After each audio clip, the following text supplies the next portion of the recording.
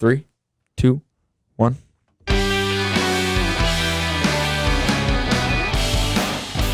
Welcome back, everyone, to the High Tempo Sports Podcast, episode 47. It has been a long week as we haven't recorded an episode in a week. So, It's been a long week. I'm happy to be back. You know, yeah. If you're watching this on YouTube, I really hope you are, because we haven't had like our last 2 episodes on YouTube. We've been dealing with some serious complications. And I hope that this one gets there. Is That would my be nice. hair messed up in the back? Nah. You sure? Yeah, you're fine. Okay. So, a lot has happened since last Wednesday in all aspects of sports. So let's just get right into it. You got anything? How's your week been? Oh, it was good. It was, like you said, it was a long week, even though it's still 7 days, just like any other week. It was just like I wanted to get back and talk. Yeah, it's weird not having the rhythm. I know. And we're in off-season of the NBA, and honestly, the off-season is my favorite time of the year. It really is. It is, honestly. See, that's not the case. I love the off-season because there's so many rumors and trades and signings, and I just love that part of it. And I love the finals. That is my favorite part the finals is my favorite part, but like, I'm talking the finals until like the start of the season. Yeah. That time is my favorite time. I don't know. I also love the start of the season. Like watching like everybody's like first looks at the new rosters. For sure. But we're gonna talk about we're gonna react to our preseason standings that we did last year. It's probably been a year now since our first podcast. It was I think it was like the 17th or maybe it was I feel like it was on a Tuesday. The 20th of something. I feel like it was on a Tuesday. No, we used to do it on Wednesdays. We used to always do Wednesdays. We still do Wednesdays. Yeah, I know, which is kind of crazy. But I'm wearing a blanket right now if you're watching. It's cold. Pretty cold. I wore shorts. Bad idea. It's cold down here, that's for sure. So let's get right into it. Last week, the week 6 picks, Easton was leading 3-2. He got 7 out of 14 right. I had a monster week. I got 10 out of 14 right. It is back up, tied 3-3. First time I've got double digit right. The first. You got 1. I went back and looked. Okay. You got 110. I'm gonna write down that it's tied 3-3 right now. But yeah, damn. So I don't like losing, and I lost. I don't know what else to say. I can't believe it's tied. This whole that's cool. I know, no one's forth. blowing the other guy out, but I assume I will at some point. I'll start just owning it. I doubt that. But week 16, I'm hoping it's like week 16 it'll probably be decided. You could tie it up week 16. Could. Well, then we'll do playoffs. We'll go all the way to the playoffs. So I just have a couple before we get into our week 7 picks. I have just a couple of football news things that I want to talk about. The first thing I want to talk about is Tua Tagovailoa makes his first appearance as an NFL quarterback, and the Miami Dolphins announced after the game was over that Tua is going to be the starter from here on out. I have 2 takeaways from this. Me too. Mine is that this is going to be. I'm excited, so excited to watch Tua. I've been waiting to watch him play football again for a long time now. At the same time, I really liked Fitzmagic this year. He was awesome. Those were literally my 2 things. Like, I'm so hyped to see Tua, but like, if this is the end of Ryan Fitzpatrick, like if he just retires, I'm gonna be sad. Because it's not like he's retiring as a bad quarterback. No. He could be a starter for not a lot of NFL teams. I would say in most fantasy leagues, he's owned right now. Like, yeah, no, I agree. I picked him up in 10-guy league, maybe not 8-man leagues, but like 10-man leagues for sure. I picked him up this week. Fitzpatrick has been such just a funny dude. Like, he's just been a meme of the NFL. When he was on Tampa, taking over for Jameis Winston, the Jets, he did this on the field. But yeah, Fitzpatrick, he was, when Tua entered the game, he was super hyped up for him and getting the few fans that were there hyped up for Tua. So I think he's all for it, like he's there to mentor him. I don't know. Did you see his interview today?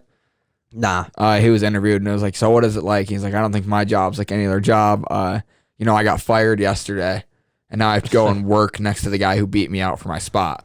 He's like, it's not the easiest thing in the world. And like that's true. That's sad. bad. Like, especially for Fitzpatrick. But at the same time, though, he's done it for so long. Like, but this is this was like a revival to his career. And I think he knew. I think he knew at some point this was going to happen. Yeah. I mean, you want to close that door fully? Oh, I thought it was. No, I must have left it open. There's his blanket. No, and I definitely think, obviously, he went in there knowing that Tua was going to play eventually. Like, he didn't expect to be the full-time starter always, but... I honestly didn't think Tua was going to play this year, though. Me I either, really with thought how he was well going he to was sit playing. the whole year. I mean, I just figured to make sure he's fully recovered from his injury, but I guess not. So, the next thing I want to talk about, DeAndre Swift, man. The Detroit Lions get a big win. A win that it wasn't a like the Jackson that they had to come back from behind. It wasn't like they got a big lead and Jacksonville came back. They just won. Yeah. They had a normal win. It was wow, awesome. that was nice. Here's my first takeaway. First initial thoughts as I'm watching the game. Damn, should have started DeAndre Swift over Adrian Peterson. I started AP. I mean, AP got a touchdown though. Yeah, but he only had 10 points. DeAndre Swift had 27. Yeah. Swift though, I mean, he had 2 rushing touchdowns, had over 100, like he had like 116 yards rushing, only on like 14 attempts. That's huge as a Lions fan because Swift really hasn't been. He's been a great pass catcher out of the backfield, but as far as running the ball, he really has not even gotten that many touches so far this year, and that is huge to see. But does this mean that Kerryon Johnson is like done in Detroit? His time has come in Detroit. Like as far as not like they're gonna trade him right now, but like he might just be like he's the out third. of the rotation. Yeah, I would think so. And as much as I hate to say that because we all love Kerryon. I know. I have a Kerryon jersey. Yeah, and you got I thought to wear he was like, the savior. And no, but I hope Swift is. No, me too. But I still don't like AP getting all these touches. I do wish Kerryon was taking. That's the thing though. AP will be gone next year. So like what I'm thinking is Kerryon, don't trade him this offseason or anything. Keep him, and so you can run a 2 running backfield and Swift and Kerryon, with Swift being the one obviously, but that'll be like the next Kareem Hunt, Nick Chubb. That'd be nice. But Kerryon, I definitely, he only had like 3 touches in this game. I think that at some points he will get more touches, especially with the Lions. They always have injuries. I would hate to see one of our backs go down, but it could easily happen. So, I mean, AP was battling injury not too long ago. But, yeah, DeAndre, seeing him go off was really, like, as a Lions fan, for now and the future, it was just like, that is just great to see. It's exciting. For once, I've been, like, excited again in the last 2-3 years. Next up, I have Lions rival Green Bay Packers. They were undefeated, looked like the best team in the NFL, honestly. Whoa. You had them as the best team in football. They looked like the best team in football because you thought they were. But they did look like the best team in football. But you said like looking they were the best team in football. Why are we even talking about this? I don't know. The Packers get stomped by the Tampa Bay Buccaneers. Absolutely, like, wasn't even close. They killed them. Very, like, awesome to see as well. Good one. Really nice commentary. No, it was a huge win for Tampa. Yeah. Like, this is a big-time win for Tampa. Against a great team. Against a really good Packers team. To come on and blow them out of the water, it was really good. Anyone that started Aaron Rodgers in fantasy, wow, do I feel bad for you. He had, like, 3 fantasy points. Yeah, I haven't started him. My Uncle Tim, guess how many points he scored in fantasy last week? How many? This is a non-PPR league, so like the average is like usually around like 95 in that area. He scored 32 points. Did he start Zeke too? I don't know. He didn't have anyone on his team get over 10 points though. That's unbelievable. His defense got him like -5. He had Aaron Rodgers get him 3. It was hilarious. I mean, that is just, and it's not like he just started somebody that like had a bye or something. Yeah. He started an active full lineup. Oh, it was funny. Damn, Uncle Tim. I can only imagine the family group chat. Oh, yeah, we were going off. And then the next team that got killed was the Dallas Cowboys on Monday Night Football. Word. Man, in Dallas, the Cardinals it was over from the get-go. Was it 4 or 5 turnovers? I know Andy Dalton threw. Zeke Elliott had 2 fumbles within his first 6 carries. I think Andy Dalton threw 2 picks. He might have. That is horrible. I mean, just an awful showing by the Dallas Cowboys. Who still lead their division, by the way. As 1 and 2 and 3. Oh, 2 and 3.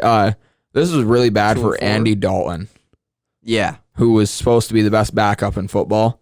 He looked horrendous. Yeah, and I definitely think it'll take him some time to get back. But like, we can't just expect him to come in and ball out. But I don't know. It didn't. He was making some awful reads. He was just throwing the football. Yeah, it didn't seem like he cared.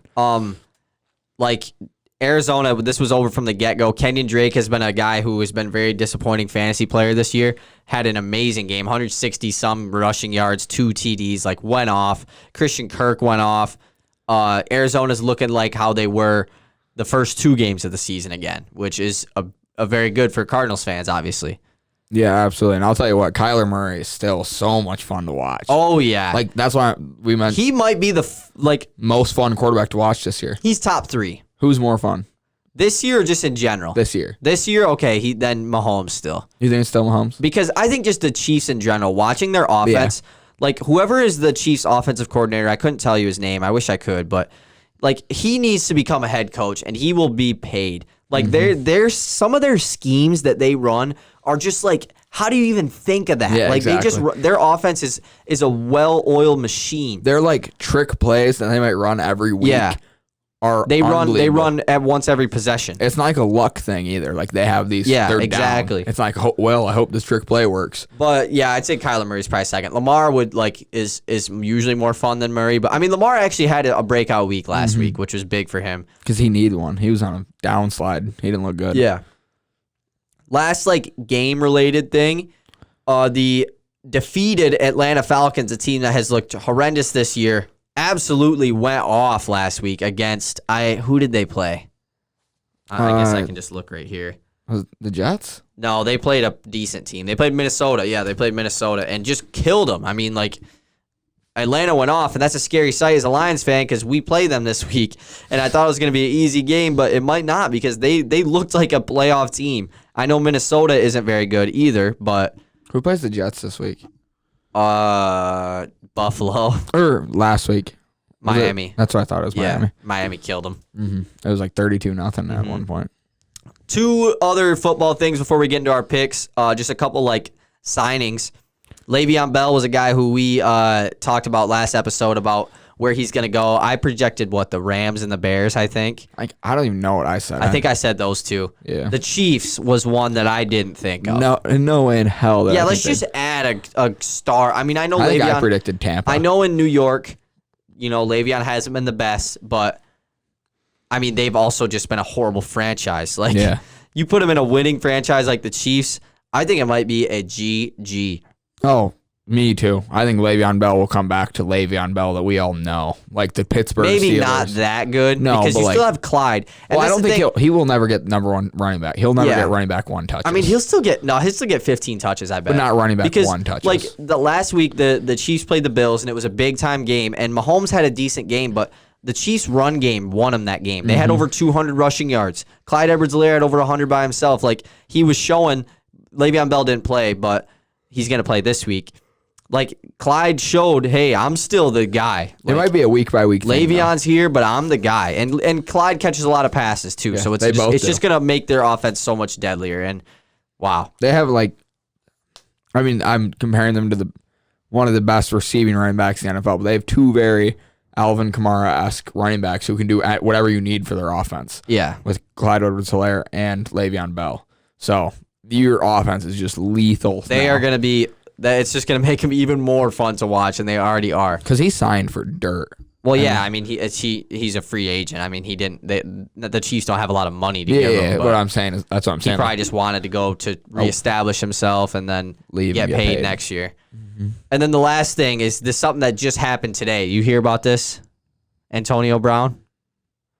Yeah, going to the Seahawks. Yeah, Seahawks. I did see that. At least they plan on giving Antonio Brown a shot, and most likely will sign him after his suspension is up, which is after week 8. So we have this week and then next week, and then he'll be able to go. Another team that just adds. I mean, they already have DK Metcalf, who is the number 1 young wide receiver in the NFL right now, easily, and Tyler Lockett, who is a top 15 wide receiver probably in general. Russell Wilson still is probably the MVP right now, so giving him another weapon like Antonio Brown. Even last year when Antonio Brown played for the Raiders and that one game with the Patriots, he still looked very good. And I assume AB isn't just sitting around doing nothing. Mm-hmm. Well, he's probably staying in shape and working out. I don't know. This makes me nervous because we've seen AB hop around from team to team and cause a lot of issues from team to team. He was on the Patriots for a week. And they got rid of him. They said, we're not dealing with you. And I'm worried because the Seahawks are having a really good season that this might just That's true. Derail. That is really true. Do you want to take that risk as Seattle? You're already 5-0. You're probably already going to make the playoffs unless something bad happens. Mm-hmm. But Maybe they've already like considered, like told the players like, hey, if something's going wrong, we're getting rid of him. And they might have been thinking about, yeah, I mean, why? Yeah, exactly. Why not just sign him and then, hey, if it goes wrong, we'll cut him. Yeah. Whatever. It's weird because me and my dad were actually talking about this last night about AB and just saying we were both agreed that we don't think AB will ever return to the NFL. Mm-hmm. And today, I mean, it's still not good. We don't know if it's going to happen. They're just talking about it, but it looks like it's going to happen. And there's some mental health things going on. I would love there. to see Antonio Brown back in the NFL. I mean, Me too. Whether you like him or not, obviously, as a person, a lot of people don't, and I completely understand that. But you have to respect that Antonio Brown is the best wide receiver I've gotten to watch. No, Calvin Johnson. I mean, no, I would say Antonio Brown. No way, dude. You don't know. You don't realize. No, I do. You don't realize the stats Antonio Brown put up. He led the league in receiving every single year that he was healthy. Every year out of Central Michigan University. I get that, but you're telling me Calvin Johnson is a top 5 wide receiver. I didn't get to see Calvin Johnson's prime. Yeah, okay. I got to see the end of his. Okay. I mean, I know he retired early at 30 years old, but like, I didn't get to see Calvin Johnson's 329 receiving yard game. Yeah, you know? I guess. I see what you're Antonio saying. Brown was In his the prime, best. He was yeah. always the number one fantasy pick every year. Antonio Brown. Yeah. Because he would get his yards. Yeah, I guess I see miss what you're AB. saying. We did miss Calvin Johnson. I mean, I didn't really miss it. I still watched the Lions, but I wasn't like a football fan. Comprehension. Yeah, I didn't like realize what greatness was and everything. Yeah. But yeah, that's kind of. You have any other news you want to talk about before we get into the picks? Like any games from last week? Well, let's talk about OBJ. Both things about right. OBJ. We can talk about the trade rumors. Yeah. So there's the rumors of him being traded. I haven't seen any teams. Stephen A. Smith said, the Ravens and Packers apparently both want him, and the Ravens were like the number one, like they really want him. I know. It's dirty. But Stephen A. Smith said on First Take yesterday or the day before, he said, if I'm OBJ, I walk into the office right now and request a trade. But why? That's what I'm saying. Is something going on? They're 4-1. They're 4-2. With one of the. I mean, granted, their run game is what kind of carries. I mean, their Baker's offense. not good though. He got benched. Baker's he got not. benched. Yeah, like I mean, Baker isn't good. Like I don't want to hear they have a good offense. They don't. They have a good run game. Yeah, who came in for Baker when he got benched? He got sacked I didn't the other watch week. it. I didn't watch it. But Baker's not good. Like he is not a good quarterback. No. And you put him in Baltimore. You put him in Green Bay. Ugh, please don't go to Green Bay though. Oh my goodness. I'm more worried about Baltimore, dude. But why would I wouldn't care if the Ravens got him. No, the Packers got him. I'm scared as I see what you're shitless. saying. Yeah, I get what you're saying. I thought you were just saying like he'd be way better in Baltimore. Oh no. I'm not saying that at all. I get what you're saying. Yeah. And then what's the other thing about OBJ that you want to talk about? OBJ today came out that he got banned from LSU for 2 years for after the national championship game last year. He was handing out last year he was handing out cash to the players. And why is that just now? I don't know. You're telling me. Because I remember when that happened. When that happened, like everyone was like, he's about to get suspended, and he just never did. Nothing ever came. Yeah. Why did it take so long for? I don't know. You know what? No, we can't. Why did he do that though? He's OBJ. He doesn't really care. But you're like endangering their careers. Exactly. Yeah, that wasn't the smartest play. But OBJ and the Browns, even though they're 4-2. Somehow there's turmoil still in Cleveland. Still isn't looking good. Somehow. And they're a pretty good team. I mean, that division right now is nuts. You got the 5-0 Steelers, you got the 5-1 Ravens, and the 4-2 Browns. And then the Bengals, who aren't good, but like that's a tough division. Your eyes. All right, let's get into the picks. Okay, wait, let me get. This week on bye, we have the Minnesota Vikings, the Miami Dolphins, the Indianapolis Colts, and the Baltimore Ravens all have a bye this week. So let's get into the picks. Thursday Night Football started off. The 1-5 New York Giants, who got their first win last week, head to Philadelphia to take on the 1-4-1 Eagles, who almost came back and beat the Ravens. They were close. I'm going with the Giants. Ooh, really? I'm going with Philly. They're going to ride They that looked pretty wave. good last week, even though they lost, but they're better than 1-4-1, I think, honestly. But that division just sucks. I circled the wrong team for the next game, so just ignore that. Let me look at them next. We have a battle of the undefeated. Oh. 2 out of the 3 undefeated teams left, right? Pittsburgh, Tennessee, Seattle, and that's it, I think. Yeah, because, yeah. Yeah, that's it. Yeah, battle of the undefeated 5-0 Steelers at the 5-0 Tennessee Titans. Nope, switching my pick again. I'm going back to Pittsburgh. You're going to have a fun time with that one. Great. I picked Tennessee. One thing I do want to talk about actually from last week was there's been a lot of bash on the NFL this week about their overtime rules because of the Tennessee-Houston game. Tennessee and Houston went to overtime, and Derrick Henry was already having a historic game. He had over 200 yards rushing, and came to the coin toss. Tennessee won the toss, and Deshaun Watson just threw up his hands and just walked away. Because obviously the Tennessee... Whoever wins it. Wins. And Tennessee couldn't... That was a battle of offense, that game. The defense wasn't there for either side. Tennessee got the ball. They all knew they were going to score a touchdown first. And Deshaun Watson knew he wasn't even going to get a chance. That's exactly what happened. NFL, I think we talked about this several times. Please change your overtime rules. A game should never end in a tie. Yep, never. There should never be two teams who are so equal that ended in a tie. And the thing is, there shouldn't. Then that's the thing. Two teams that are so equal enough where they tied at the end of regulation to head to overtime. There should not be something that gives a team a huge advantage based off of luck. Yeah, exactly. Why is that involved? Why can you There's no reason that Houston shouldn't have gotten a chance to score. Exactly, again. because the coin toss at the beginning of the game obviously is based off luck, but it's not a big deal. It's not something. It doesn't give either team a big advantage because you get to choose whether you want the ball first or want it at halftime, start of the second half. I mean, but the overtime rule is just awful. It's horrible, and I like the idea of so you score, you go for two, and then the other team gets the answer. They have to go for two, just to add so you don't kick field goals the whole time. Force the go for two thing. I just think they need to change it to college overtime and just make it expand it a little more, make it a little more difficult. Yeah. A lot of people don't like the college overtime, but I honestly really do like it. I think it's a great system, gives each team equal chance. But yeah, all in all, I wouldn't care. Or you could literally just make it a kickoff. That's what I would make it a kickoff, 10-minute overtime, like how it is, and then if no one scores, or if it's tied again, double overtime. Triple overtime. But that's a long foot. That's a lot on your body. That's what I'm saying. Field goal, kicking, literally put it on your kicker. Who can make 5 out of 50-yard field goals? That's true. So next game, we have the 2-4 Dallas Cowboys at the 1-5 Washington football team. I went with Dallas here. I'm going for a revival week for Andy Dalton after last week. And I went with Washington, man. Dallas looked so bad. I can't pick them again. We haven't picked the same. I know, that's kind of crazy. But I went with Washington just because Dallas looked awful. And there's just, I know Washington isn't very good either, but I can't see them recovering from that. Next game, 4-2 Buffalo Bills look to get back on track as they head to New York to take on the 0-6 Jets. Bills, obviously. One thing I want to say, though.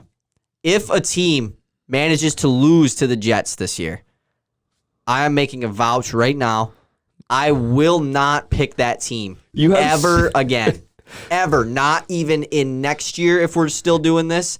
If it comes down to my life, will not pick them. You have put so many restrictions on yourself this year. Dude, if the Jets are right now through 6 games, they're the worst. They have the worst point differential in NFL history. Worse than the 0-16 Lions and worse than the 0-16 Browns. They have, through 6 games, guess what their point differential is? 35? No. Not their average point differential. Their total point differential. Let's go 6. Let's go 6 times 30. 180. You think they've lost by 30 every single game? I don't know. I have no idea. I don't keep up with the Jets. 110. Oh. Which is still unreal. awful. The Lions was in the 80s. Yeah. This is the worst team we've ever seen. And they just lost Le'Veon Bell. So, can we run through your restrictions? You can't pick Dallas. No, I can pick Dallas. I said if Dallas lost to the Giants that one week, then I wouldn't pick them. They beat them. So whoever loses to the Jets this year, if it happens. If it happens, I won't pick them. You can't pick GB, and you have to pick the Lions. I have to pick the Lions. Unless they are in a spot where they want to tank. Yep. GB, I can pick GB. I never said I can't. I just said I'm not going to. I still could if I wanted, but I'm not going to pick them. Why would I do that? Is that the same thing? No, because that's saying I can't do it. Under all circumstances, I can't. Good point. Okay, so... Yeah, Buffalo, though. Yeah, Buffalo. Okay. Next, we have the 3-3 Carolina Panthers at the 3-2 New Orleans Saints. I'm going with New Orleans. Coming off a bye, Mike Thomas should be back. Going with New Orleans. I want New Orleans as well. Get healthy off the bye. It's coming off of a bye is a very good thing for most teams. Like the Lions, they just came off a bye and got a win. So hopefully New Orleans can do the same thing. Next game, we have the 4-1 Green Bay Packers at the 1-5 Houston Texans. Going back with GB. I'm going with Houston. Big surprise here. But I mean, Houston really they're bad, but like they almost beat the undefeated Tennessee Titans and they lost off a coin flip. So yeah, I'm going with Houston. In Houston, hopefully they can pull off the big upset. Next, we have the 4-2 Cleveland Browns at the 1-4-1 Cincinnati Bengals. Going with the Bengals. I'm also going with the Bengals. I think the Browns got some turmoil in their locker room, got some issues going on. I was thinking the same exact thing. They just had they got killed by the Steelers. And Cincinnati, man, Burrow's always trying to win. So yeah, he doesn't know how to. We'll go with the Bengals. Next, we have your very own Detroit Lions, 2-3 at Atlanta. They're 1-5. Go Lions. Go Lions. Duh. What did you Even think though we were gonna Atlanta's do? good, I mean not good, but they had a good week last week. And we all know what happened last time the Lions played the Falcons. Didn't we talk about this last week? Maybe not. I talked about it with somebody. The 10-second runoff of Golden Tate. We lost because of the 10-second runoff. Of course, the first year that rule gets put into play, the first game that it gets to be used, of course it happens to the Detroit Lions. Yep. Duh. Next, we have my starred game of the week. I starred the Pittsburgh, Tennessee 1-2. I did too. 5-0 Seattle Seahawks at the 4-2 Arizona Cardinals. I had to sit and think about this one for a minute or two. I'm going with Seattle. I'm also going with Seattle. Coming off a bye. Yeah. I mean, like Arizona, but this is going to be a good game though. I almost said go Birds. This is going to be a good game, and the thing is, the NFC West right now is loaded with the 5-0 Seahawks, 4-2 Cardinals, 4-2 Rams, and then San Francisco is 3-3 as well. They had a big win last week against the Rams, and that's a loaded division, but they haven't had many in-conference games yet, so they're going to start ticking each other off, and hopefully this starts it. Yep. Next, we have the 1-5 Jacksonville Jaguars at the 1-4 Los Angeles Chargers. I'm going with Chargers. I think they've looked way better all year. That's what I'm saying. I'm going with the Chargers. They are a good football team. I will live by that. Like I've been kind of vouching for them all year. They're a good football team. You're a big Justin Herbert fan. I am a big Herbert fan. Jacksonville just got killed by the Detroit Lions, so I don't think there's any coming back from that. That's mentally tough. It's over. Next, we have the 3-3 San Francisco 49ers at the 2-3 New England Patriots, a couple teams that have been banged up by injuries and COVID, I guess. Who are you going with? I'm going New England here. I'm also going New England. I feel like New England has been a team that I have consistently picked this year, and it hasn't really gone well. No. But I like to go back and see my most accurate picks, like team by team. Yep. I'm going with New England, though. Both teams, like I said, kind of have had really shaky years, but I'm going with New England. And San Francisco is no fault of their own. Yeah. It's just the injury bug. Hit them.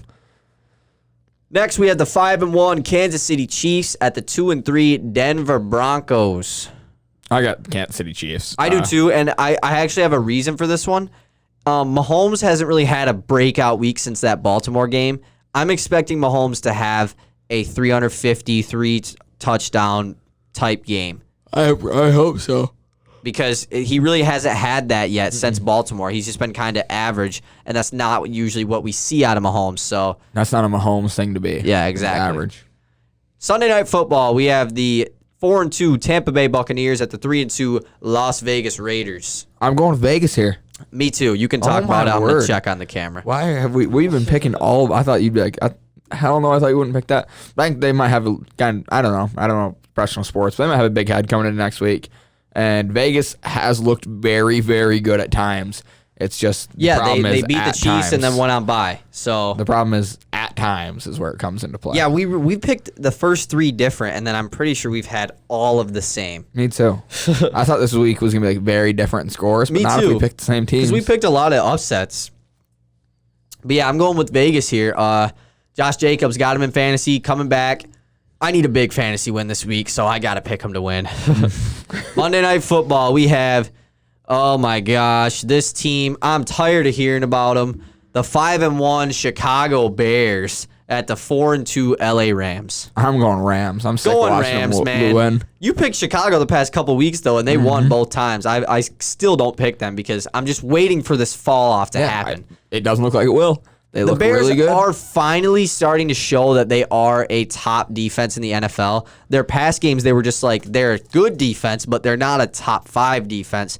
Now they're in that conversation of top 5, but I still don't get it. Me either. I still don't get how they're winning football games, and I don't think I will until they start to lose. So, does that wrap up our football talk for the week? Yeah, I think so. All right. Quick baseball talk. Dodgers are playing the Rays in the World Series. Did you happen to watch this game last night? No. I did. I actually been watching, Colby and Jagger, they're big baseball guys. So we watched that game. Dodgers creamed them. I mean, Mookie Betts. Clayton Kershaw started last night, What's his face? Cody Bellinger. Wow, they went off. Clayton Kershaw started. That Glasnow pitcher for the Rays, man, he's been their young star, and they just tore him to pieces. He threw like 110 pitches, not even through 5 innings. Ooh, but that's rough. yeah, I actually watched like the end. Like I watched the Braves Dodgers whole series. I watched the Rays Astros. Both were pretty actually entertaining series, surprisingly. See, it's a lot easier for you to live in an apartment with a bunch of guys and watch the baseball games with your friends, but it's a lot harder for me to sit down alone and watch a baseball it's game. like, wow, this is so much fun by myself. Yeah, exactly. So now we're on to something that I've been waiting to do for a long time. I love reacting to our own lists. We're gonna have to react to some of our more old lists like during this off season. I think. Oh, 100%. Like just some lists that we made a long time ago. I'm glad we both have notebooks now because it's gonna be a lot easier. Exactly. To react Yeah, to I had to them. go back to SoundCloud and listen to our first podcast for this, which by the way didn't sound good. No, Pretty bad. No, like I went. And it was our first podcast. Like you should have just heard the way we were talking. It was just so like we both kind of there was so many awkward silences. We were just like, oh. No. I went back and I listened to it, like, because somebody asked me, like, dude, you sniffled so much in it. Well, I had allergies. Now I'm getting shots twice a week, or 4 shots a week. But I went back and listened to it. It literally sounded like we were talking into like cans. I know. No, like, it sounded like I had a bucket over top of this mic right here.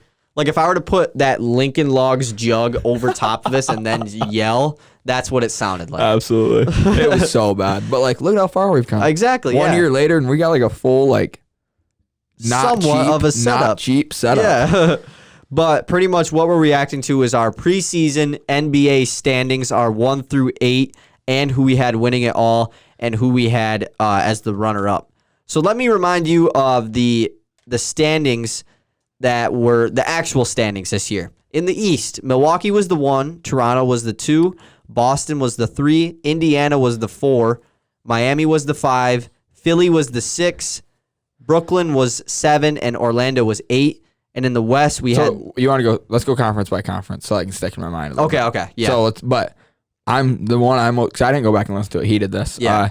I'm curious to see where we both had Miami. That's the big one. Yeah. So I think they might have been my 7 or 8 seed.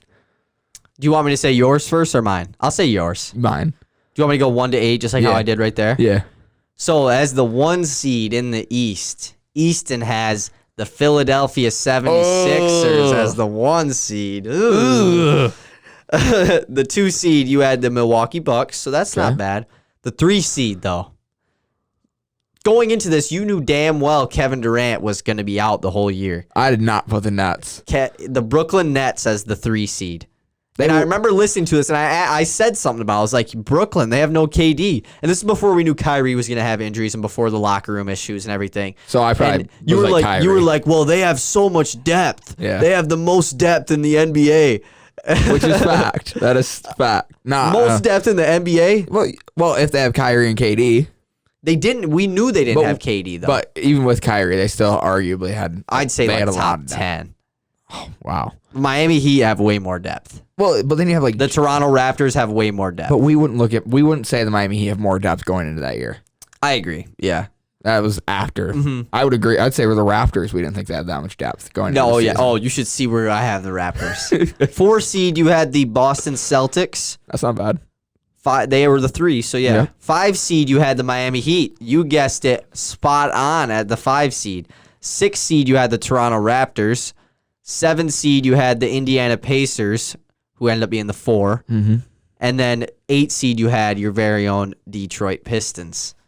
I was high hopes. So the only team you didn't have was the Orlando Magic. So pretty solid there. That's no, 7 out of 8. No, because Brooklyn didn't make playoff. Oh no, Brooklyn they did did. too. They were the 8. 7. They were 7 or 8. Yeah. So yeah, you only had a couple. Like Philadelphia, you had them at 1. They were 6. Mess. That's pretty bad. Boston was 1 spot. Milwaukee was 1 spot. Brooklyn was a bad mess. Brooklyn and Toronto were both bad misses, and Indiana kind of was too. But my 1 through 8 was I had Milwaukee at 1, which I got that right. 2, though, I had the Philadelphia 76ers. We were both really high on them. Yeah, I just didn't really think about, like, just because they got all these stars doesn't mean it's going to work. Yeah. But I just thought that it was. 3 seed, I don't know why, but I remember I talked about it in the episode, too. I had the Indiana Pacers at 3. I really thought that they were going to be good. Well, that's not a bad But mess, this was before Oladipo, because they said he was going to be back right at the start of the year, and he wasn't. Still not a bad mess at all. No, I mean I was one off. Yeah, 1 spot off. Yep. I had Miami at 4, and I remember I listened to this and I was like, I think Miami's going to be really good. I was like, I could see them going far, and that was before I knew that Duncan was going to be who he was, and Nunn and Hero. That's crazy. I know. And then I had Boston at 5, Brooklyn at 6. I had the Detroit Pistons at 7. And I had the Toronto Raptors at 8. Man. My 1 through 6 was pretty good. I'm like 1 or 2 spots off on all of them except Philly. But Toronto at 8, man, I don't know what I was thinking. Especially, I was like, I'm not. But that was before Siakam, though. Yeah, I did call you. I called you a Raptors fan earlier this year. I'm not going to call you that again. But as somebody who likes the Raptors, yeah, that is like, and I rooted crazy. for them in the playoffs. Yeah. I know, that was crazy. So I also missed the Magic, and I mentioned the Magic like 100 times in there. So I was like, I like the Magic. They should make it, but I just don't have them. Are you sure it wasn't like I like the Magic? I might make it. that was probably it. Then in the West, so what the actual standings were was obviously the Lakers were 1, the Clippers were 2, the Nuggets were 3, Houston was 4, OKC was 5, Utah was 6. What is that at 7? Oh, Dallas. Dallas was 7, and Portland was 8. This one is interesting because we talked about, we mentioned this several times, how 1 through 7 can interchange. And we were saying, like, all of that could. We have one imposter here among us in this top 8 here. Both of us do. I think you can guess who it is. I mean, Nuggets weren't like the one. No, like we have a team that like is in here that like wasn't even like close. Good. They were horrible. Oh, I'm just not. Think. I'll tell you. I don't know. So Western Conference, Easton's 1 seed. He had the Denver Nuggets as the 1 seed. He had the LA Clippers as the 2 seed. The Houston Rockets as the 3 seed. Man. I'm disrespecting the Lakers. The Lakers as the 4, Golden State as the 5. Oh, that was they're the second worst team in the league. Yeah, Portland as the 6, Utah as the 7, and Dallas as the 8. Pretty solid list. I mean, Denver was only 2 spots off. The Clippers were right in the same spot. Houston was 1 spot off. Lakers obviously different. Golden State though is bad, but I mean, who would have known that was going to happen? Portland and Utah and Dallas they just switched. So like I was right there. But the thing is, none of us, even after I say mine, none of us said anything about OKC the whole entire episode. No, why would we? Yeah, why would we? Yeah, exactly. Why would we have? Mine was I also had the Denver Nuggets at 1, which is crazy because we didn't talk about our list before doing it. Like we don't do it now either. But like even then, we both had Denver at 1, which is just kind of a surprise. But we were both really. I mean, we're still big on the Nuggets. Yeah, I think the Nuggets and they're a very good regular season team too. Like they're deep. Like my next jersey will probably be a Jamal Murray jersey. Might have to be. I'm not getting a Jokic. Next, this one's a little tough. This was my bias. I had the Houston Rockets at 2. I've been a huge on the Rockets. Had them at 2, which is only 2 spots off. But no, they still had Clint Capella. Above all the team, yeah. They still had Clint Capella. They were a normal team. 3 seed, I had the LA Clippers. 4 seed, I had the Golden State Warriors, and I had the Lakers at 5. Why were we disrespecting? I don't know because we both thought LeBron would coast, and he just did. And then in the playoffs, he would become. But I didn't think we. in the regular season they had a lot of guys step. Like Danny Green was good in the regular season. Yeah, absolutely. KCP was all right. Kuzma wasn't. Rondo was good, but like I just thought that it would be LeBron and AD and then a bunch of nobodies. So like, I don't know. 6 I had Utah, which was right. 7 I had Portland, and 8 I had Dallas. So yeah, we're right there. Portland and Dallas. I mean, we did a pretty good job. Yeah, no, absolutely. Yeah, we should. And then our finals winners and runner up. Oh, I can I guess who I put? Yeah, I think I did the Clippers. No. Did I do the Lakers? Yes. Hell yeah. You said the Lakers would beat the Milwaukee Bucks in the finals. Neither one of us got the East right. Yeah, mine's worse. Mine's definitely worse. I did pick the Lakers, though. We both picked the Lakers to win it all, which, I mean, it wasn't really that big of an accomplishment, but... We both picked them as 4 and 5 Yeah, seeds, exactly, so. and still to win it all. I had the Lakers beating the Philadelphia 76ers in the NBA Finals, man. Oh, my gosh, that is so tough because Philly just sucked as soon as they got to the playoffs. Obviously, they didn't have Ben Simmons, but still. Like, that's funny that we both... Woo. What was our thing with the Philadelphia 76ers? I don't know, like, because I was just like... Next year? I was like, because you think they lost Jimmy and JJ, and they got Horford and Josh Richardson. Yeah, and we thought they were going to be better. Yeah. What were we thinking? I don't know what I was saying. Because Horford was coming off of, like, actually one of the best years of his career. Yeah, good. And he was a good shooter, too. Like, he was good at stretching the floor. And the big thing was always... the only guy in the East that can guard Embiid is Horford. Uh-huh. So you put Horford there, Embiid is unstoppable, and then Bam Adebayo became Bam. Giannis. Yeah, came in like no, not quite. No, not at all.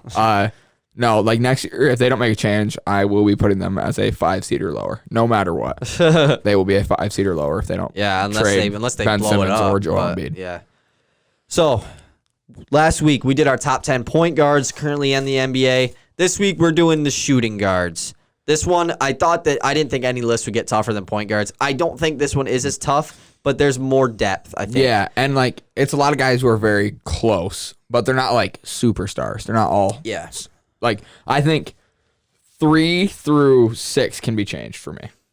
I did my top 15. Yeah, I did. Just because, okay, I was going to say, did you? Texted me. Well, because I just did it right at the end. I just scrambled it just because I feel like these guys were worth mentioning. Okay. Do you have an honorable mention list at all? No, not at all. Okay, well, I'm going to say all of my honorable mentions then, real quick. So, obviously, we do this based off of Basketball Reference, and we do it also off of right now. So, guys like Klay Thompson, he's a shooting guard. Paul George is a shooting guard this year. Shai Gilgeous-Alexander is a shooting guard. Spencer Dinwiddie's a shooting guard. Never mind. I have an honorable mention. Okay. Well, do you want to say it then? Yeah, Karis LeVert. Okay. So these were my 5 honorable mentions. At 15, I had Marcus Smart. At 14, I had Karis LeVert. At 13, I had Spencer Dinwiddie. At 12, I had Victor Oladipo. And at 11, I had CJ McCollum. Wow, CJ McCollum. I figured I was like, I knew he's not high on my list, but I knew he'd make your list, but there's no guys on this list who I just think he's better than. It came down to the guy at 10 and him for me. So, okay. Yeah, let's just get right into it. Yeah, so I'm not gonna lie, even though we texted about this, we're like, hey, remember about Klay? Completely forgot about Klay. Oh my god. But I mean, I put him. Oh man, I put him in. Oh, so was Karis LeVert on your list, and then you just took him off because you added in Klay? He was my 10. Okay. Before really Klay, yeah. Well, that's how an honorable mention works. I had to throw in Klay, so I bumped him down. Yeah, but I'm saying like you didn't have any other guys that were better than Karis. Like I'm interested who's off your list if you have CJ and you had Karis. Who's missing? Maybe. All right, let's just do it. Let's just do it. Number 10. Yep.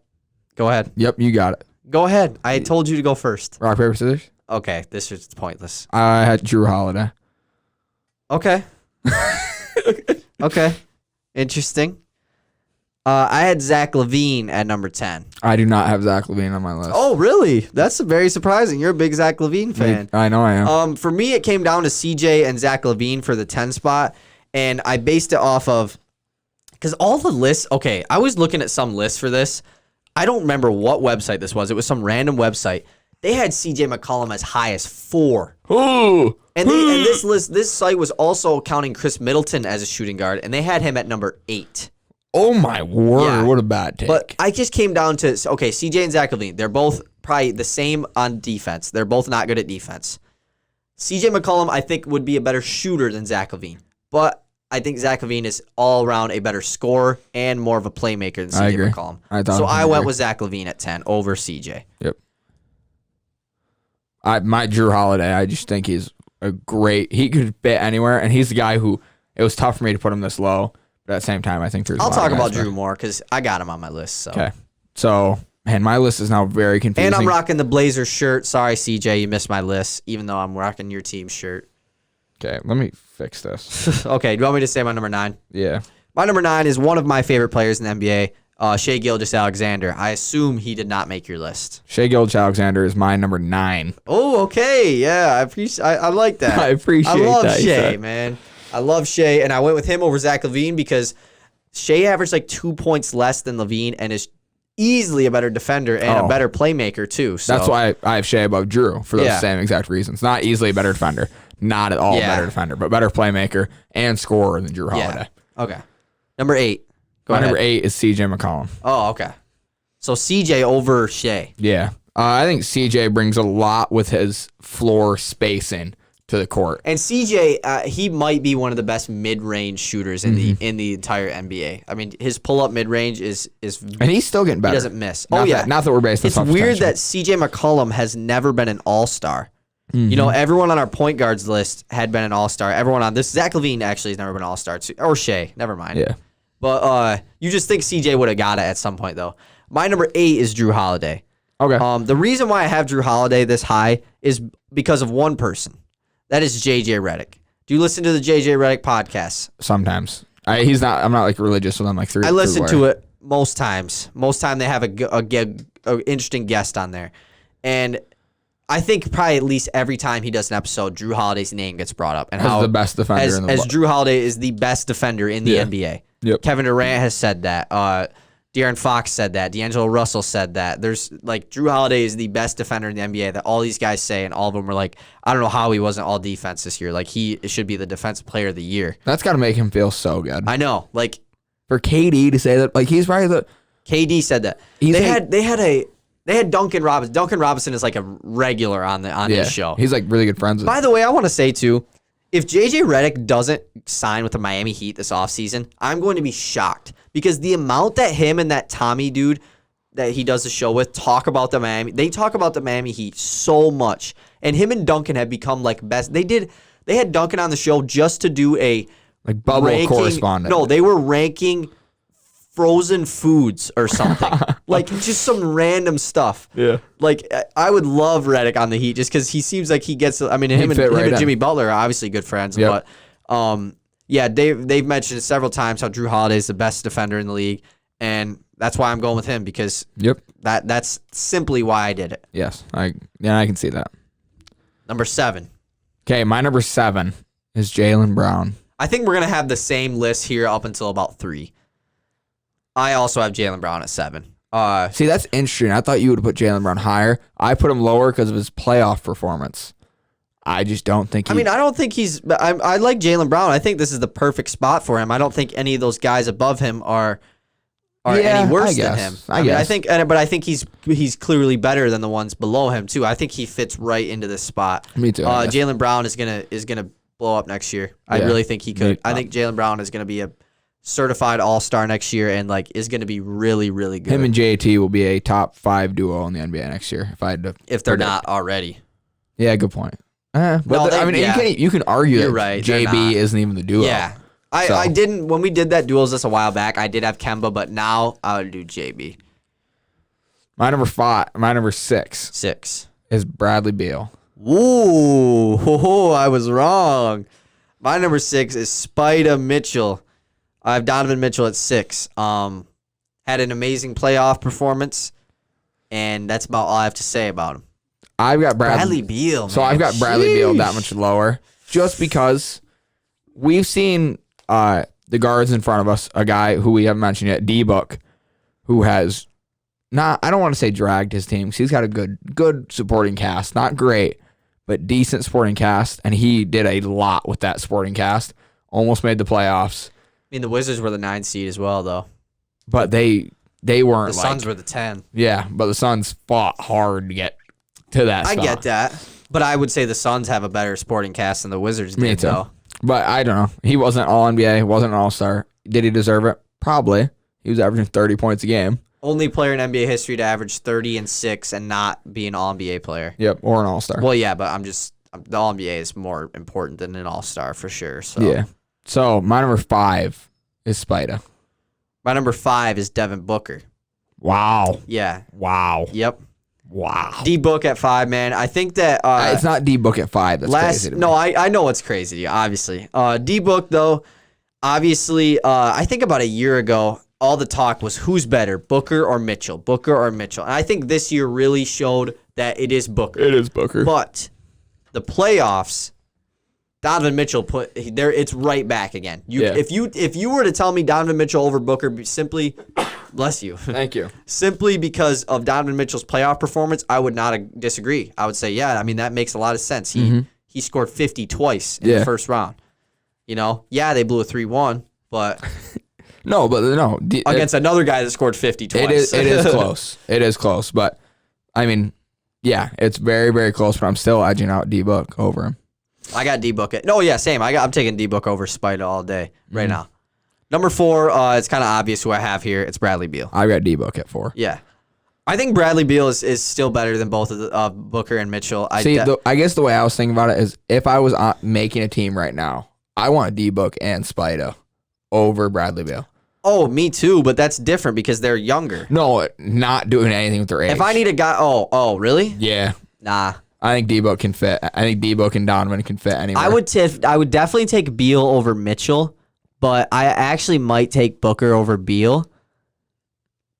But the thing is, though, here's the thing.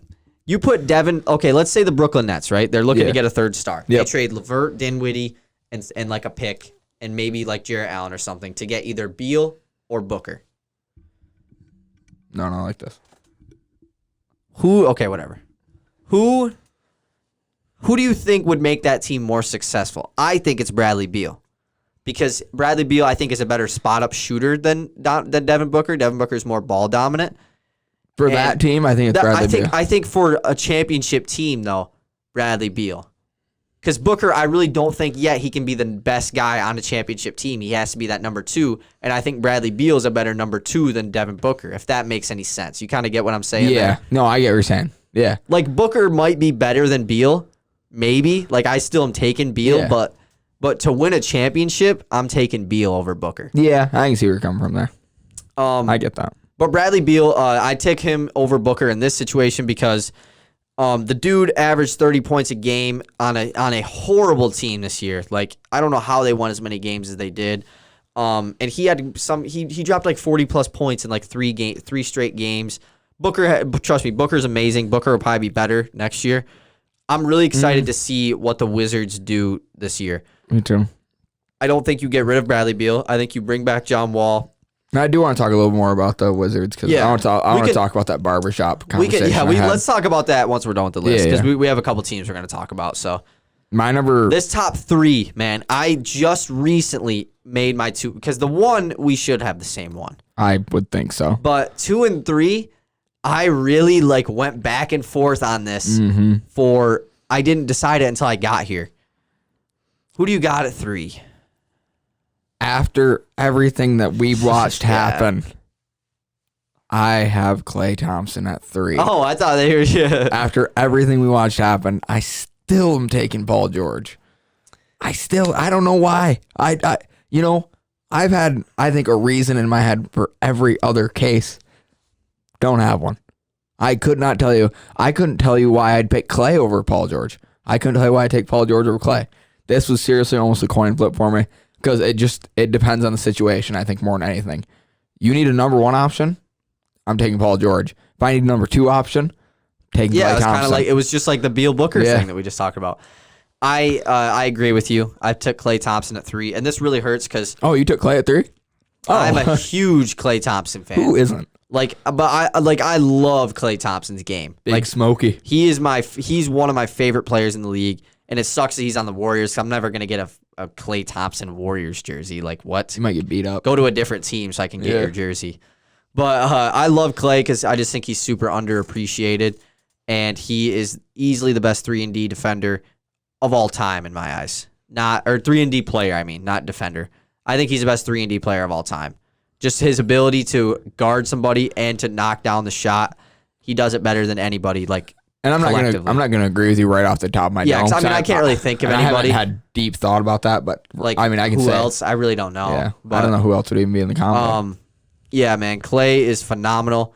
Him and Paul George have a very similar game because Paul George is also a lockdown defender. And Clay's a better shooter, but PG is a better scorer. Mm-hmm. And I went with PG simply because, he had a bad playoff series. And it wasn't even the whole series. It was just the last 3 games of that series. Yep. And I can't take those 3 games to diminish him, I guess. Yeah. I don't know. But at the same time, if you did, I understand why. I can tell you now. It's hard, man. It's really hard. So my number 1, just in case anybody's wondering, Luke Kennard is my number 1. No, it's James Harden. My number 1 is Svi Mykhailiuk. But yeah, Harden at 1, man. It's pretty non-debatable. So I think that can jump us right into our next topic, actually. Harden and the Rockets. Harden and the Rockets. So not just Harden and the Rockets, but the Rockets in general. So I don't think we've talked since Daryl Morey got fired, right? I thought Daryl Morey let himself go. Well, whatever. Yeah, okay. That's what happened. We haven't talked since then. Yeah, Daryl Morey resigns. I mean, he technically he got fired because he was still under contract, but he asked to be fired. He resigned. Yes. And the Rockets are in a very interesting spot because right now, going into next year, they have 0 assets, they have 0 money, they have 0 draft picks, and they're stuck in the same spot they were last year as a second-round exit in 5 games with a Western Conference that's only getting Golden State back and New Orleans getting better and Denver getting better and Memphis getting better. Portland's going to be better. And Luka and them getting better. And the Timberwolves are going to try to compete because they have to. This is a very viable situation where we could watch Houston fall out of the playoffs, which sounds... They're a good regular season squad, though. They are. They always have been. But I don't know. Houston hasn't missed the playoffs since Daryl Morey's... since they got James Harden. Yep. They're the only team in the last, since 2012, I think, or 13, that has not missed the playoffs. They are. Which is solid. I mean, that's a huge accomplishment. Mm-hmm. I mean, it is to an extent. It is until you see no NBA Finals appearances. 1 conference finals. I think right? 2. I think 2 conference finals appearances. One of them, they definitely weren't going to win. The other one, they would have won if Chris Paul didn't get hurt. They would have went to the finals. I don't know if they would have won the finals, but a finals appearance is better than no finals appearance. And then you've got 2 first-round exits. I don't know. 1 Portland. At least 1. Portland, right? That was first round exit. I don't know. I really don't know. But yeah, the Rockets, they're in a weird spot because they have no money. They have Harden and Westbrook and Eric Gordon and Covington all under contract. They don't have McLemore under contract, or they have PJ Tucker still. Most of their guys are under contract.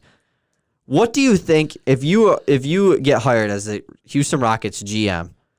What do you think you do? What would you do? I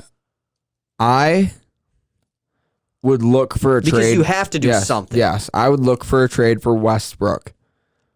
But I don't know how hot of a commodity Westbrook is to other GMs.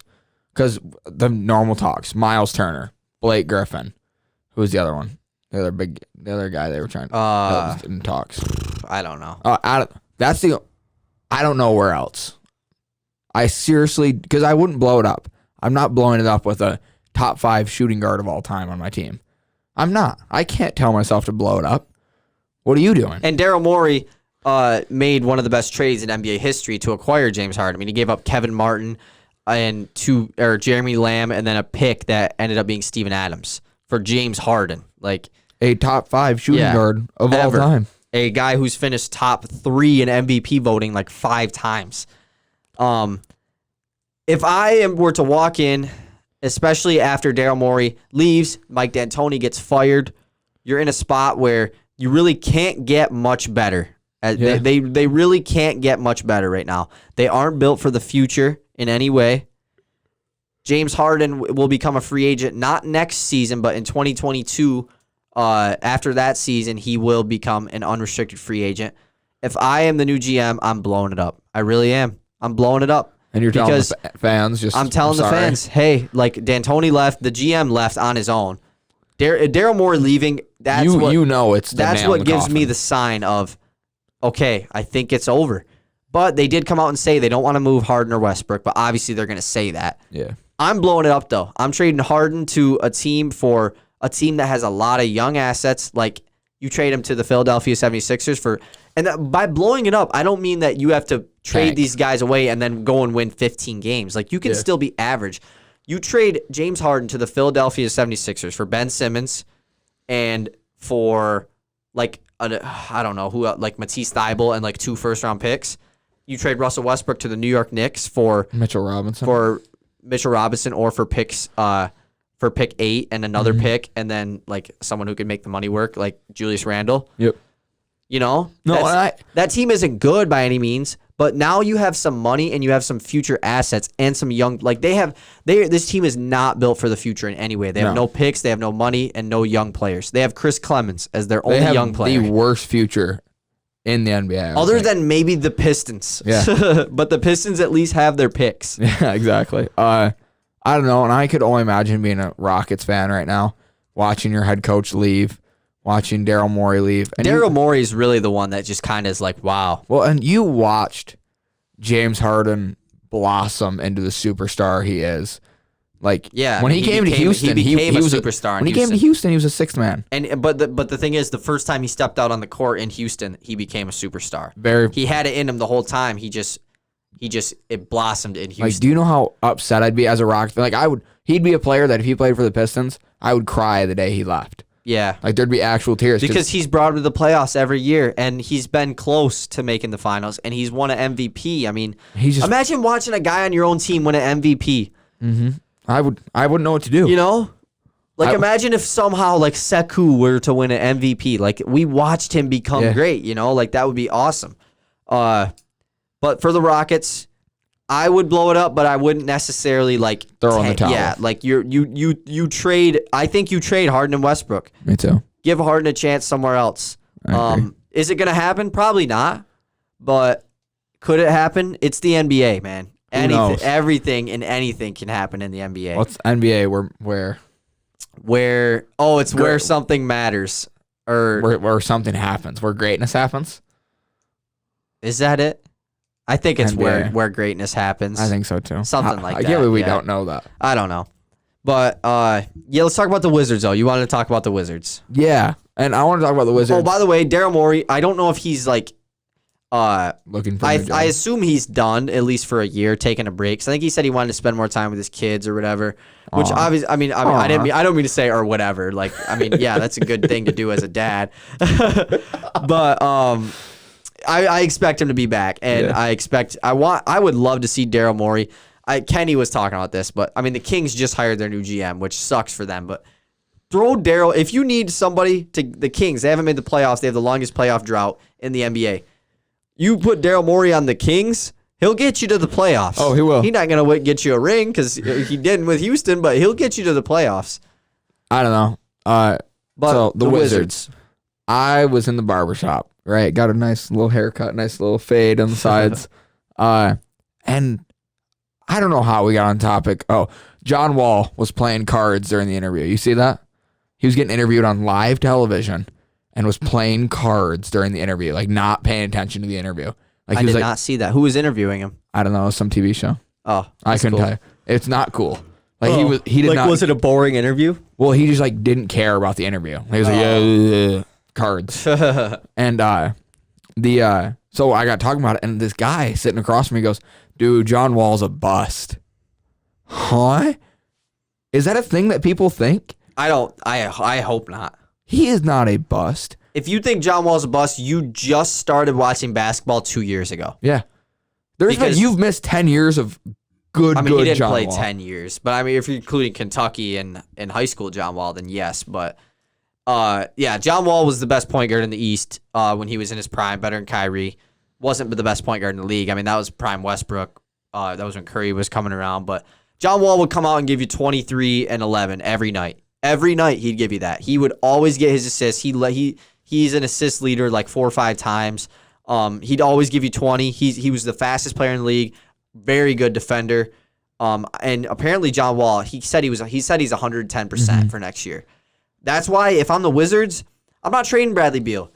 Maybe at the trade deadline next year, yeah, because I think if you're the Wizards, you ride it out and see how it goes. Me too. So I think you see how it goes with Rui and Beal, and unless you want to make a move to draft, like unless you want to trade Beal to the Warriors for the second pick and then for the Timberwolves pick next year, maybe if you want to hit that reset button. But I think you see how it goes. Me too.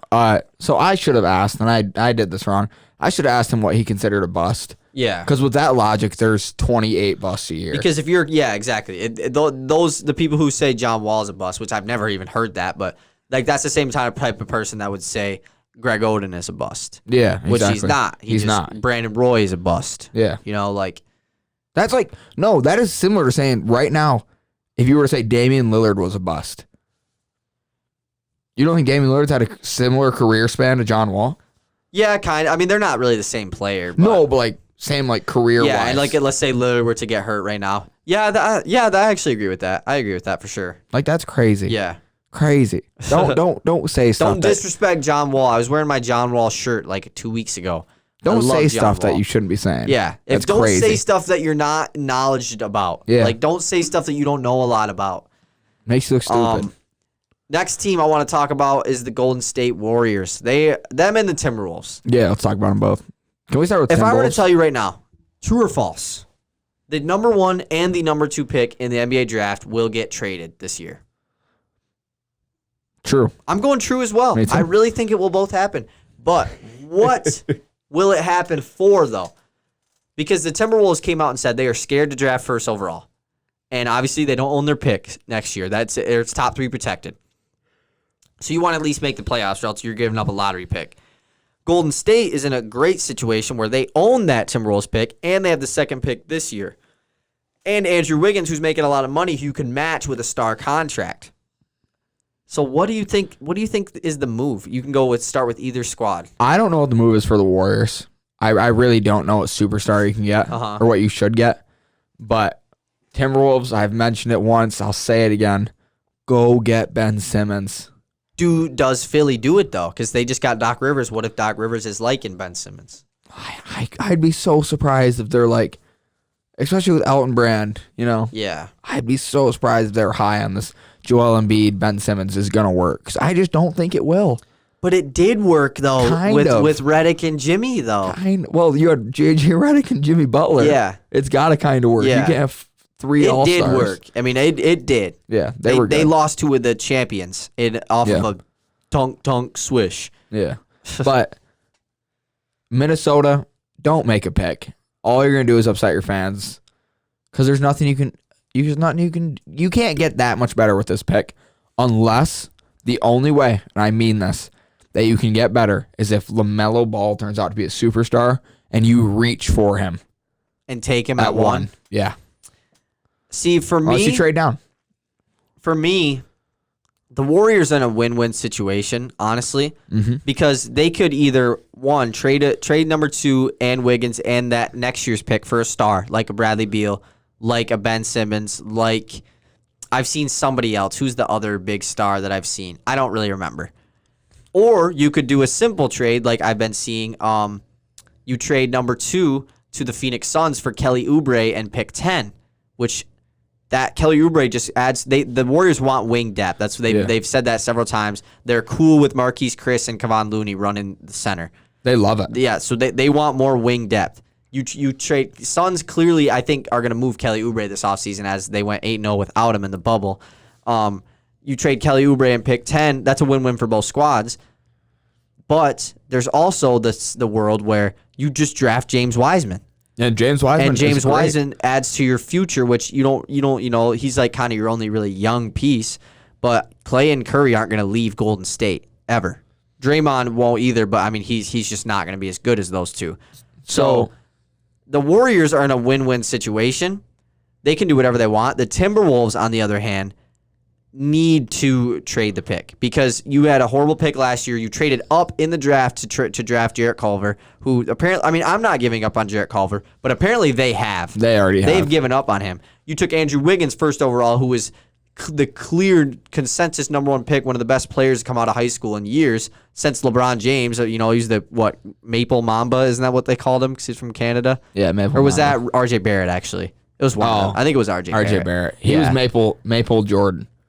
Yeah. Wiggins was Maple Jordan. Yeah. And he's been I don't know if I would consider Andrew Wiggins to be a bust, maybe because he was the first pick, but he just hasn't been a number 1 overall pick player. He's been an average number 1 overall pick. Yeah, he's averaged 20 a couple times, but he's an average he's an average player. He's an overpaid player. So the Warriors are in a win-win situation. The Timberwolves, I think you need to trade the pick, but I don't know what's out there because the number 1 overall pick is a valuable thing, not really in this year's draft, but it's still the number 1 overall pick. So you don't want to undervalue that by trading it for Victor Oladipo or trading it for, I don't know. I can't even think of anybody. So Aaron Gordon.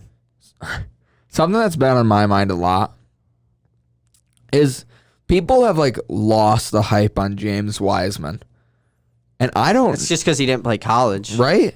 But do you think he's going to be an average center in the league? I still think he's going to be a star. I think so, too. I'm big on Wiseman. That's what I was saying. Okay, so here's my thing. The Detroit Pistons, right? This is your prime opportunity to trade up in the draft. Prime opportunity to trade up in the draft. I don't see why they wouldn't. Because Sorry, I'm trying to fix this. Yeah, you're good. But, you have the 7th pick in the draft where you could get a star. You need to take a potential player like a Killian Hayes, a Denny Avdia, or a LaMelo Ball. And obviously LaMelo is not going to fall. I think you take one of those 3 guys or Halliburton. Have you actually heard about LaMelo Ball? He's only gotten 2 phone calls from NBA teams. Yeah, the Knicks is one of them. And I think the Wizards is the other one. Really? Yeah. Really? See, the Knicks, that was interesting to me because no way LaMelo Ball falls to 8. So that tells me the Knicks are in store to do something. That tells me that nobody wants him. Or that they just know that they're going to trade out of their spot. Yeah, I guess. But you still and it's early, too. I mean, it's early. The draft isn't for a couple weeks. You still talk to him. You still hey, we're thinking about taking you. What do you think? But the Pistons, this is your prime opportunity to trade up to 2. 1, I don't think you would be able to do. But 2, you do because unless a team trades up for 1 and gets, because I don't think the Timberwolves are going to draft LaMelo Ball, so it'd have to be a team trading up to get him. But I saw a trade that was Luke Kennard, because you have to do a sign and trade with Luke Kennard because he's a free agent. Luke Kennard, 7 and a second or 2 seconds for number 2. I love that. Do the Warriors? I don't know if the Warriors do that though. Now, would you do Kennard, Rose, and 7 for easily? 2? I would too. But that's a lot. But I don't Warriors, care. though, the Warriors, that adds to their depth.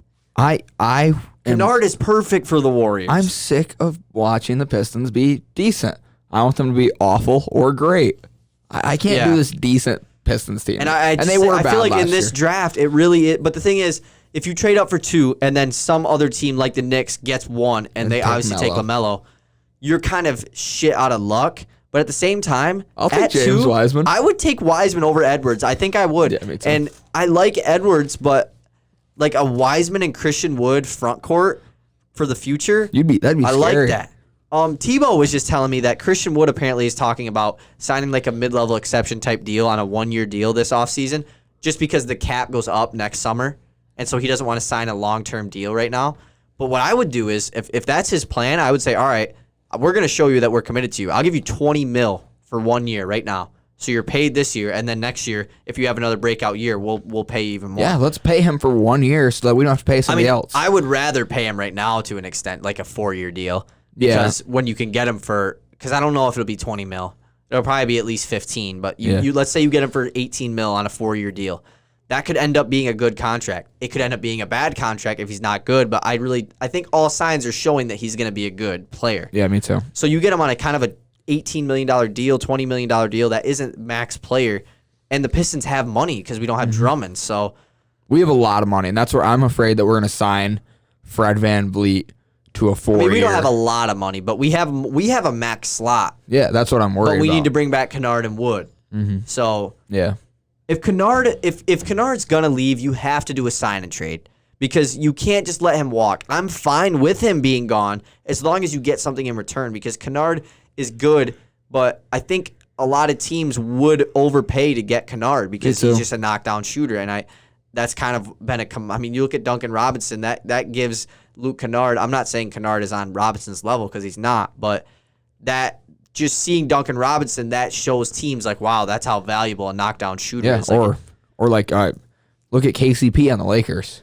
Exactly, yeah. He's not Kennard that can ball handle, yeah. Like, I mean, KCP is a pretty good defender. I will say that. Yeah, but offensively, they're pretty similar players. Yeah. Anything else you want to talk about those three teams though, or the Pistons?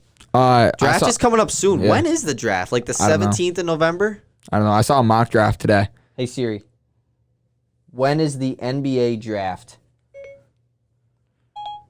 2020 NBA draft is on Wednesday, November 18th. Oh, it's one day off. November 18th. So I saw a mock draft today that the Score put out. Like, that's the app I use. You use the ESPN app. I use the Score. Guess who they had going number 1?